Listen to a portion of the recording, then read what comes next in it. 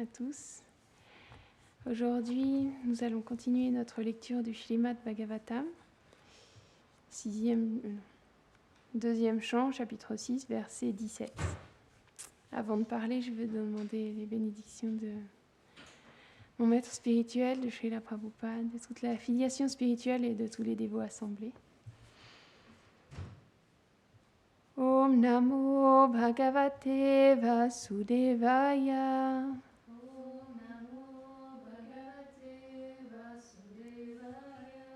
Om Namo Bhagavate Vasudevaya.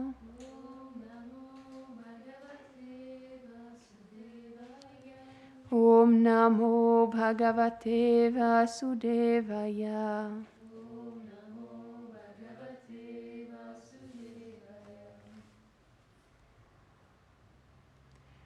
Svadishnyam pratapan prano. Bahishcha pratapatyasho. Evam virajam pratapams. Tapatyantar bahi puman. Traduction. Tout comme le soleil, alors qu'il éclaire son propre orbite, illumine tout l'espace à l'extérieur. Le Seigneur illumine le corps de Viraj, sa forme universelle, et illumine l'univers à l'intérieur et à l'extérieur. Commentaire. D'après Srila Vishwanath Chakravarti Thakur, comme l'air vital stimule l'intérieur du corps et répand sa chaleur également à l'extérieur, le Seigneur, situé dans la forme universelle comme l'âme suprême de l'univers, la stimule dans le sens qu'il la met en pouvoir avec ses puissances, Gyan, Kriya et Dravya Shakti, répandant ainsi son influence à l'intérieur ainsi qu'à l'extérieur.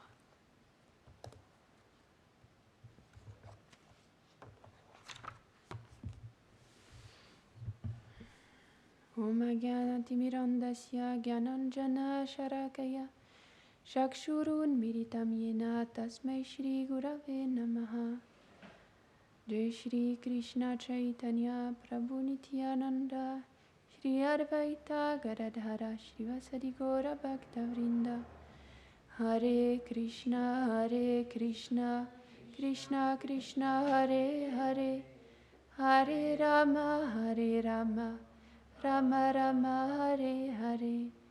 Vrindaye Tulasi Devyaye Priyaye Keshavasyacha Krishna Bhakti Pradedevi Satyavatye Namo Namaha. Vanchakalpatarubhyascha Kripa Sindhubhya Evacha Patitanam Pavanebhyo Vaishnavebhyo Namo Namaha. Namo Vishnu Padaya Krishna Preshtaya Bhutare Srimate Bhaktivedanta Swaminiti Namine. Namaste Saraswate Deve Gauravani Pracharine Nirvishesha Shunyavadi Paschatya Reshatarine.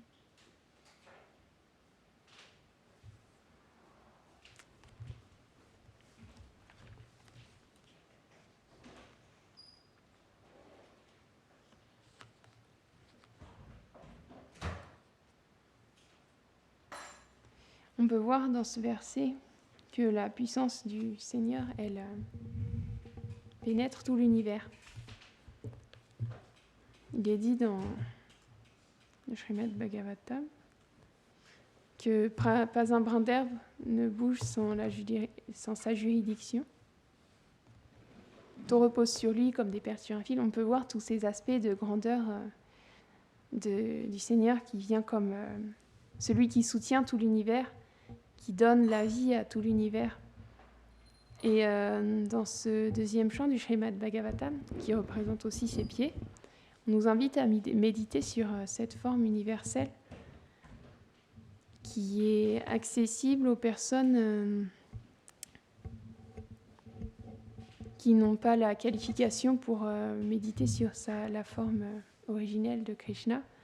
Et c'est pour ça, c'est comme un grand escalier qui nous mène petit à petit à pouvoir savourer ces divertissements.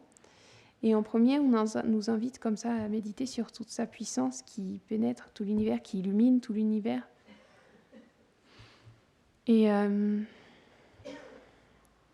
on peut voir à travers ça que tous les aspects sont réunis en lui, tous les aspects même contradictoires, parce que il a toute la grandeur, toute l'opulence, et en même temps, il peut être le plus doux et le plus simple de tous les êtres. On peut le voir dans ses divertissements, à Vrindavan. On peut voir aussi comment, puisqu'on est dans la période du Ratha Yatra, c'est le dernier jour aujourd'hui, comment il se fait tirer par l'amour de ces purs dévots, complètement emporté par leur amour, et qu'il est complètement soumis à leur amour même.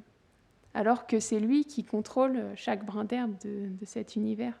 C'est comme si on essaye de réfléchir à ça avec notre intelligence matérielle, on ne peut pas le comprendre. C'est Gurdjieff qui disait ça il y a quelques jours dans une classe. C'est juste par la miséricorde qu'on peut comprendre tous ces aspects de Krishna, parce que par nous-mêmes, par l'intelligence matérielle qu'on a avec ce conditionnement-là, c'est impossible de comprendre, puisque toutes les contradictions sont réunies en lui. Il est plus grand que le plus grand, plus petit que le plus petit. Il y a tout qui est réuni en lui. À la fois, il est personnel, à la fois, il est omniprésent. C'est inconcevable, complètement inconcevable. Et sa miséricorde, elle est inconcevable aussi.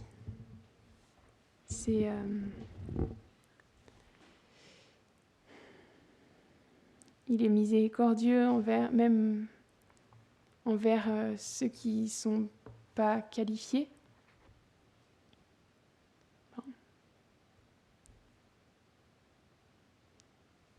L'aspect de la miséricorde, quand on parle du mot miséricorde, d'ailleurs, ça veut dire que c'est quelque chose qui est donné à ceux qui n'ont pas la qualification pour l'avoir. Et c'est c'est une merveilleuse qualité qui nous permet d'avoir un espoir. Parce qu'on sait que dans ce monde, on est extrêmement, et particulièrement dans cet âge, on est tellement déchus qu'on ne pourra jamais avoir la qualification pour accéder à ces divertissements. Et pourtant, ils sont ouverts à nous comme ça dans les écrits des Vaishnavas et dans le Srimad Bhagavatam, pour qu'on puisse s'absorber dedans. Et de cette manière-là, il a de nombreux divertissements aussi en tant que Jagannath. J'ai encore un petit divertissement ou deux sur Jagannath, parce que c'est la période, alors il faut parler de lui. Jagannath, on parlait déjà de son aspect de miséricorde, comment il l'a montré à ses dévots la dernière fois, et là j'ai encore deux petites histoires à ce sujet-là. La première histoire, c'est l'histoire d'un roi, un grand roi, du temps où l'Inde elle était envahie par l'empire moghol, c'est ça. Donc c'était des musulmans. Mais lui, c'était un roi, le roi de Jagannath Puri, du coup, et il était hindou. Il s'appelait Ramachandra Raj, quelque chose comme ça. Je crois que c'était ça. Et c'était un très grand roi, très pieux, et il a mené il y a eu une guerre donc contre cet empire moghol qui a été menée. Et malheureusement, il a perdu. Sauf qu'à cette époque-là, lorsqu'un roi perdait, il devenait l'esclave du roi qui était gagnant. Mais le roi qui avait gagné, le roi moghol du coup, il a vu qu'à Jagannath Puri, il y avait plein de richesses, parce qu'il y a tout le monde qui a amené des offrandes au Seigneur Jagannath, etc. Donc quand il a vu ça, il s'est dit qu'il fallait qu'il lie des liens d'amitié avec ce roi-là, qu'il tire parti de cette chose-là, de cette grande richesse de Jagannath Puri. Et donc, quand il a vaincu ce roi, ce grand roi hindou, il est venu le voir et il lui a dit « Oh, je te considère comme mon frère, en fait. Alors, si tu le désires, eh bien, tu peux épouser ma sœur. Et comme ça, nous ferons partie de la même famille, et comme ça, il ne sera pas vraiment l'esclave. » C'était un arrangement qu'il avait trouvé avec ce roi. Sauf que cette sœur du roi, elle était musulmane. Donc du coup, ça veut dire que ce roi hindou, s'il épousait cette reine-là, eh bien, il ne serait plus hindou. Sauf qu'on sait que le temple de Jagannath, il est ouvert seulement aux hindous. Alors ça voudrait dire qu'il ne pourrait plus jamais rentrer dans le temple de Jagannath, qu'il aimait de tout son cœur. S'il faisait ça, il ne pourrait plus rentrer dans le temple. C'était un grand sacrifice pour lui, mais en même temps, ça pouvait aider à sauver son peuple, à aider tous les citoyens de la ville de Jagannath Puri à travers cette union. Mais lui, il ne pouvait pas faire ça parce qu'il ne pouvait pas concevoir de plus aller dans ce temple de Jagannath. Et donc, il lui a donné une journée pour réfléchir à ça. Alors, il voulait refuser, il ne souhaitait pas le faire. Mais pendant la nuit, il y a la sœur de ce roi qui l'a approché. Elle lui a dit « Oh non, il ne faut pas que tu vois ça, comme le fait de se convertir et de perdre ça. Il faut que tu vois ça comme le fait de sauver les habitants, de faire ce sacrifice pour aider les habitants de Jagannath Puri, en fait. Parce que comme ça, ils bénéficieront de cette union.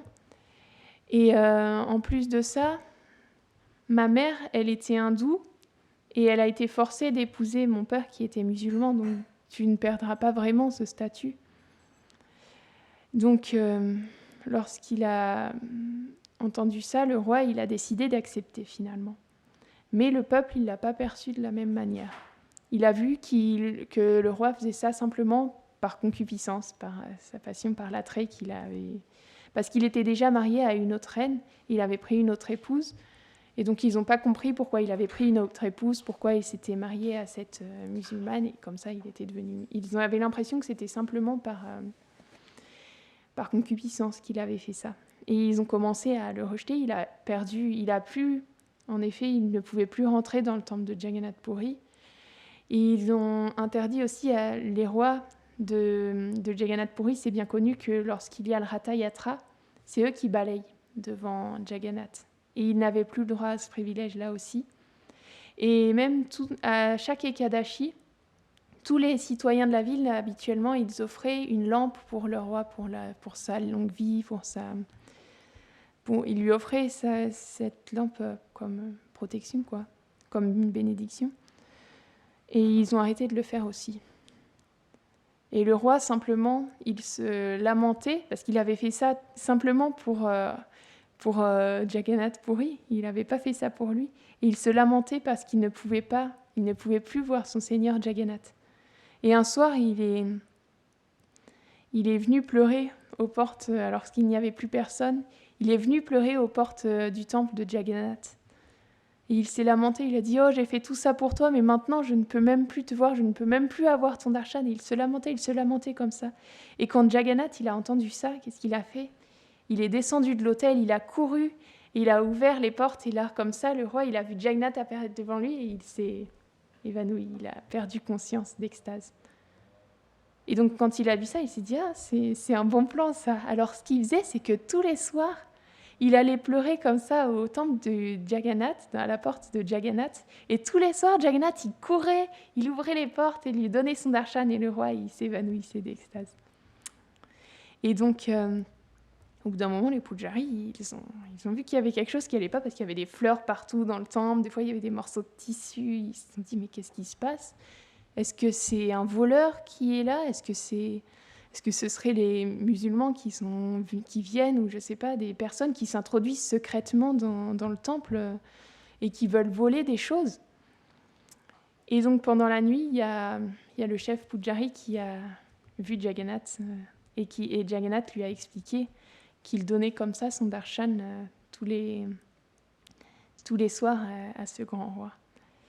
Et donc, même aujourd'hui, à cet endroit-là, il y a une déité qui a été installée et que tout le monde peut voir, donc, parce que encore aujourd'hui, tout le monde n'a pas accès à ce temple-là. Il faut être hindou, il faut avoir une certaine ascendance pour pouvoir y entrer. Mais il y a cette déité qui est placée à cet endroit-là, et avoir son darshan, c'est pas différent d'avoir le darshan de Jagannath, du Seigneur Jagannath. Et donc... on peut voir qu'à travers ça, Jagannath, il offre son darshan à tous les êtres, et même à travers le Sudarshan Chakra dont on parlait la dernière fois, puisque après toute cette histoire j'avais oublié de préciser, après toute l'histoire qu'il y avait eu avec le Sudarshan Chakra, le Sudarshan, il avait obtenu aussi cette bénédiction que son darshan, il ne serait pas différent du darshan du Seigneur Jagannath. Et donc quand on voit le Sudarshan Chakra, ou quand on voit la déité à l'entrée de ce temple, eh ben, c'est pas différent de lorsqu'on voit le Seigneur Jagannath. En plus du fait qu'on puisse le voir lorsqu'il sort tous les ans pour le festival du Ratha Yatra. Et donc c'est encore un aspect, encore une preuve de l'amour que Jagannath il a pour ses dévots. Un jour, il y a une personne de basse classe qui... Parce que c'est comme ça, et aujourd'hui, il y a... Dans le système des castes, il y a différentes castes qui sont désignées en Inde, même si à l'origine, c'était simplement pour engager les personnes selon les qualités, les tendances qu'elles avaient. Aujourd'hui, ça a été comme perverti par cet âge de Kali. On a perdu ces qualités et du coup, on a perdu aussi un peu du sens des traditions qu'il y avait à l'origine. Et aujourd'hui, par exemple, quand tu nais dans une caste qui est trop basse, eh ben, il va y avoir certains privilèges qui vont être interdits. Et donc les personnes de basse classe, elles ne peuvent pas se rendre dans ce temple. De la même manière que les Occidentaux ne peuvent pas s'y rendre, les personnes de basse classe, parce que les Occidentaux, ils sont considérés aussi comme ça, mais elles ne peuvent pas se rendre dans ce temple de Jagannath, Baladev et Subhadra. Mais c'était un grand dévot et il avait eu la miséricorde d'avoir le darshan du Seigneur Jagannath un jour. Et il avait été captivé par ses yeux. Et donc à chaque fois qu'il voyait quelque chose de 3 couleurs comme ses yeux, eh ben, il perdait conscience d'extase parce qu'il voyait Jagannath à chaque fois. En fait, Jagannath, il venait le voir à chaque fois à travers toutes ces choses qu'il lui rappelait. Et un jour, il y a son épouse qui lui a servi, c'était une assiette, un plat qui était rouge. Elle a mis du riz dedans, ils étaient très pauvres. Elle a mis du riz dedans et elle a mis au milieu de ce riz, il y avait un peu d'épinards. C'était des épinards qui étaient un peu vieux, donc ils étaient presque noirs. Et donc ça faisait comme l'œil du Seigneur Jagannath et il s'est évanoui aussi d'extase. Et de cette manière-là, même à travers le plat qu'il allait honorer, il voyait Jagannath. Jagannath, il venait lui rendre visite à travers ça. Donc c'est incroyable comment le Seigneur il peut venir à ses dévots, qu'importe où ils sont. Et qu'importe s'il y a des interdictions, Krishna il vient voir qui il souhaite finalement au-delà de toutes ces désignations externes. Et c'est notre grande bonne fortune. Et c'est expliqué que dans ce lieu de Jagannath Puri, même un jour, c'est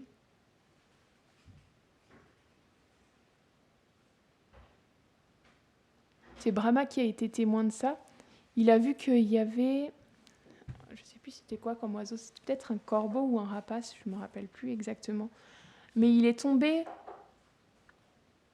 mort dans l'eau qu'il y avait là. Je ne sais plus si c'est le Gange. C'est le Gange qui avait, ou c'est un autre, c'était un Kun. Je ne me rappelle plus du tout, désolée. Ou c'était peut-être dans un Kun.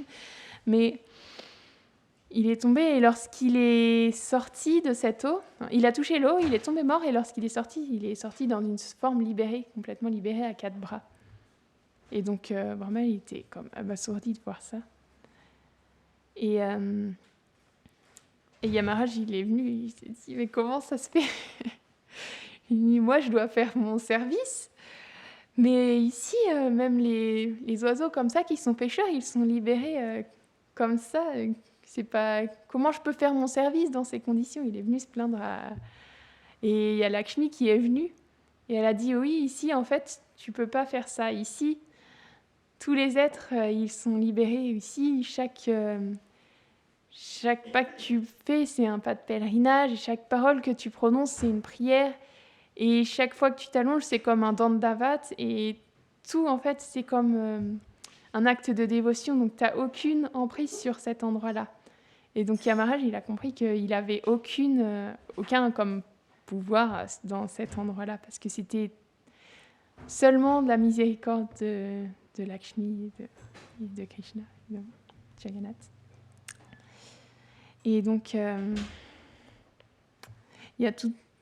Il faudrait que je la revoie en entier, cette histoire, parce que c'est juste un petit passage qui raconte toute la manière dont s'est manifesté le Seigneur Jagannath, parce qu'avant que ce soit Jagannath, ici, c'était Nila Madhava. C'était des déités qui étaient très fameuses, et il y a une grande histoire qui est vraiment passionnante, mais qui est un peu trop compliquée pour que je la raconte sans la savoir vraiment, qui explique comment ces déités, elles ont été perdues et comment le Seigneur Jagannath, il est venu à la place. Parce que c'est un lieu qui est tellement fameux, ce lieu de Jagannath Puri, que même pendant la dissolution de l'univers, il flottait sur l'univers comme ça. Et c'est le grand sage Maitreya Rishi, il a obtenu la bénédiction de ne pas mourir, disons à la fin de la dissolution de l'univers. Il a pu assister à toute la dissolution de l'univers. Et à ce moment-là, tout était emporté par les eaux. Et il a vu Jagannath Puri comme ça, qui flottait. Et il a vu aussi sur cette feuille d'arbre banyan le Seigneur suprême sous la forme d'un petit enfant qui mettait son orteil dans sa bouche. Et il a été complètement captivé. Et à ce moment-là, qu'est-ce que Krishna il a fait? Il l'a aspiré, et Maitreya Rishi il a été absorbé à l'intérieur. Il a été dans le ventre de Krishna. Il a vu la forme universelle à ce moment-là. Et donc, il a été complètement captivé par ça. Et ensuite, lorsqu'il est sorti, il s'est absorbé en méditation sur Krishna. Il était simplement absorbé à tel point que Brahma, il est venu le voir. Et donc, lorsque Brahma il est venu dans cet endroit, c'est à ce moment-là qu'il a vu, qu'il a pu assister à cette scène merveilleuse de la miséricorde du lieu de Jagannath Puri. Et donc, ça clôt un peu ce que j'avais à vous raconter aujourd'hui sur les divertissements du Seigneur Jagannath. Et Jagannath, Baladev et Subhadra, ils sont venus... c'est la forme que tous les habitants ils sont en extase de retourner à Vrindavan après cette longue séparation. Et tous les habitants de Vrindavan, ils les tirent chez eux pour les ramener à Vrindavan. Donc. Et de cette manière-là, on peut dire aussi que le Ratha Yatra, c'est une occasion de prier pour attirer le Seigneur dans notre cœur aussi, pour le tirer. Donc on peut prier aussi aujourd'hui la miséricorde de Jagannath, Baladev et Subhadra pour qu'ils viennent habiter dans notre cœur et pour qu'ils nous montrent leur miséricorde. Est-ce que quelqu'un veut ajouter quelque chose? Jai Shri Jagannath, Baladev, Subhadra, qui